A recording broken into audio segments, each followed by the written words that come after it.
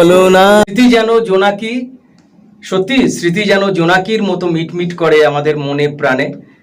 সেই রকম হারানো দিনের গান, যে গানগুলো আমি রেডিওতে শুনে বড় হয়েছি, খুব ভালো লাগা গান, সেই গানগুলোই গাইবার ইচ্ছে হয়। প্রতি মুহূর্তে আমি আসি, মানে আসতে বাধ্য হই অর্পণ দা রেকর্ডিং স্টুডিও, বারাসাতের air music and films recording স্টুডিওতে আমি চলে আসি।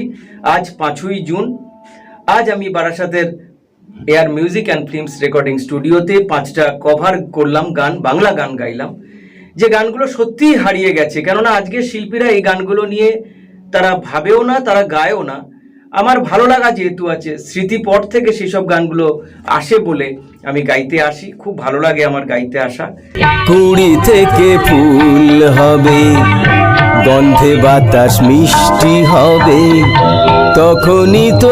এবং এখানে এসে আমার সাউন্ডটা ভীষণ ভালো পাই এবং অর্পণদা নানাভাবে আমাকে সহযোগিতা করেন। সুতরাং আমার ভীষণ ভালো লাগা থেকে গাইতে আসা।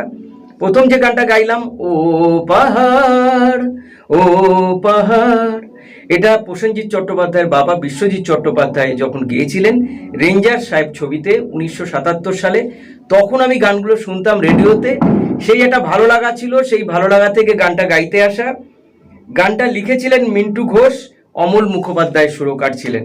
এরপরে যে গানটা গাইলাম, সেই গান কেন আমি পারি না শোনাতে, বাণী জয়রামের গান, বিখ্যাত গান, আমাদের ছেলেবেলার গান, মান্নাদের সুরে সুন্দর গান গাইবার চেষ্টা করলাম। সেই গান কেন আমি পারি না শোনাতে। যখন কুড়ি থেকে ফুল হবে, গন্ধে বাতাস মিষ্টি হবে, তখনই তো তোমার আমার যেন শুভ দৃষ্টি হবে। এটাও মান্নাদের গান, একটা ছায়াছবির গান, গাইবার চেষ্টা করলাম। ভীষণ ভালো লাগার গান। তবে গানটা ট্র্যাক যেহেতু অরিজিনাল ট্র্যাক থেকে নেয়া, ফলে ট্র্যাকটা ভালো পাওয়া যায়নি। সেই জন্য হয়তো গানের ক্ষেত্রে একটু অসুবিধা হতে পারে, যেহেতু ট্র্যাকটা একটু ডিস্টার্ব করেছে সেই অর্থে। এরপরে পরের যে গানটা গাইলাম, সেটা পিন্টু ভট্টাচার্যের একটা বিখ্যাত গান, আমার মানে কি বলবো, আমার হৃদয়ে ছোঁয়া গান। ভয় হয় এত ভালোবেসেছো আমায়, ভাগ্যে যদি না সয়। এই গানটা খুব ভালো লাগা গান, গাইবার চেষ্টা করলাম। ভয় হয় এত ভালোবেসেছো আমায়। এবং লাস্ট যে গানটা গাইলাম, এটা শ্রীকান্ত আচার্যের গান, 1999 সালে গাওয়া। গানটা সুর দিয়েছিলেন রূপঙ্কর বাগচি এবং লিখেছিলেন শিবনাথ বন্দ্যোপাধ্যায়। খুব ভালো লেখা। অ্যাকচুয়ালি আগেকার শিল্পীদের পরে যে গানগুলোর মধ্যে আমাদের মধ্যে আলোড়ন তুলেছিল, তার মধ্যে আমাদের গীতিকারদের একটা ভীষণ রকম অবদান আছে।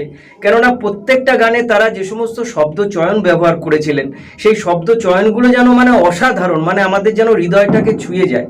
তেমনই একজন গীতিকার শিবনাথ বন্দ্যোপাধ্যায়, তেমনই একজন গীতিকার প্রিয় চট্টোপাধ্যায়, যার গান আমি ইতিপূর্বে অনেকবার গেয়েছি।